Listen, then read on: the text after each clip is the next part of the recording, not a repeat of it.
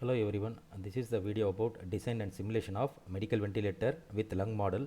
Here these lungs are modeled with the translational mechanical converter which converts moisture pressure into translation motion. Also it is used to plot temperature and humidity in ventilation tubes and also to plot condensation in expiratory tube. Here this plot shows the temperature and relative humidity of air flowing through the inspiratory and expiratory tubes. And also this plot shows the accumulation of condensed water in the expiratory tube which should be drained periodically here.